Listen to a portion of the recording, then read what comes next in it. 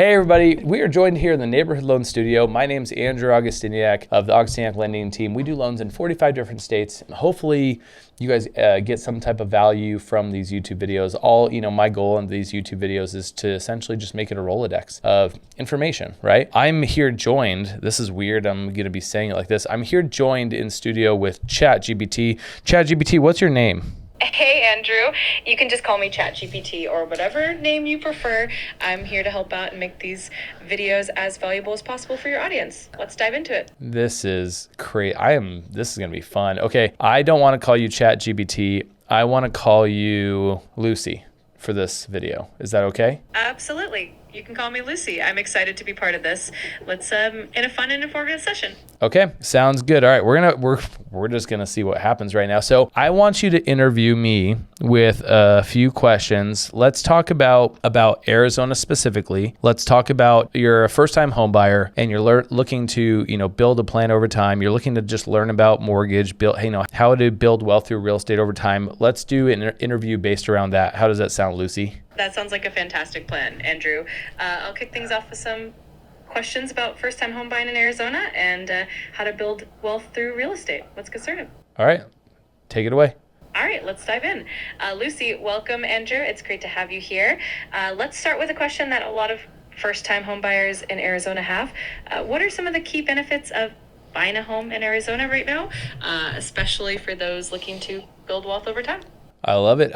Great question, Lucy. I would say, honestly, Arizona is always appealing because of the weather, right? If you come from many other states, I was just in Kentucky, it was humid. It was super humid, much more extremes as far as you might have tornadoes in the spring, you might have snow and ice in the winter, and then obviously in the summer you have humidity. Arizona is obviously a draw for the weather. I lived in Reno for 2 years during college, and it wasn't hot. It was hot in the summer. It was hot in the summer, but it was mostly just windy and cold all the time. So Arizona, yes, it's hot in the summer here, but you just go jump in a pool. So I think you got weather.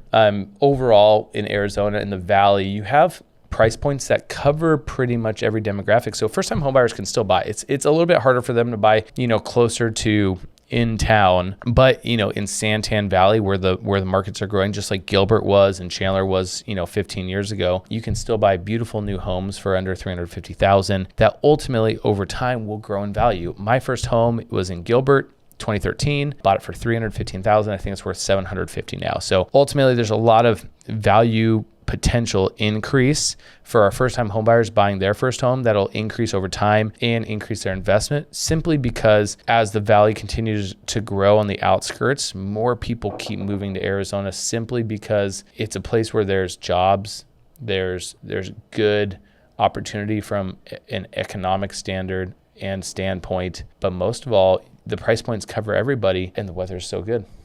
That was an awesome answer, Andrew. I love how you highlighted the weather and the growth potential in the valley. Definitely makes Arizona a great place for first-time buyers. All right, let's move on to another question. So for those who are looking to build a long-term wealth strategy through real estate, what are some of the best practices or tips that you would recommend for them? Thanks, Lucy. Great question. So ultimately, with our first-time homebuyers, the biggest flaw that I've seen from people over the last 20 years is that, the old mentality of, I'm going to buy a home, stay in it for my whole life is done. That's not how you build wealth. That's how you let one home grow over time. The best strategy is to use real estate just like you would as a 401k, a checking, a savings, an investment account. You have these goals of like, hey, I'm going to put money in every single year. I'm hoping it grows to, $1 million over X amount of time. Same thing goes for real estate. How many homes do you want to own over the next 15 years? And saying, okay, if I want to have 5 homes in the next 15 years, I want to turn some of those into rentals. If I move every 3 years, I can accomplish that goal. And every time I move, I can buy it as a primary home, put as little as 3.5% to 5% down payment. So I can acquire a home with little down, and every time I can just convert the old one into a rental. So I buy it, I live in it, convert, buy it, live in it, convert. I have one client who bought 7 homes over 8 years. Those homes are now accumulatively worth, $3 to $4 million most likely. So it's just about developing a plan and actually being intentional on how real estate is part of your whole investment strategy. That's such great advice. I love the idea of treating real estate like a strategic investment and being intentional about it really does make a huge difference over time. Thanks for sharing that insight, Andrew. Awesome, you got it. Give me one more question. Let's end the interview with one question. Absolutely. Let's wrap it up with a great final question. Lucy, all right, Andrew, to close things out, what advice would you give to someone who's just starting their journey in real estate investing, especially in Arizona, to ensure they stay on the right track and achieve their long-term goals? This is actually a good question that does not get asked enough. You want to have a team around you that has done what you want to do.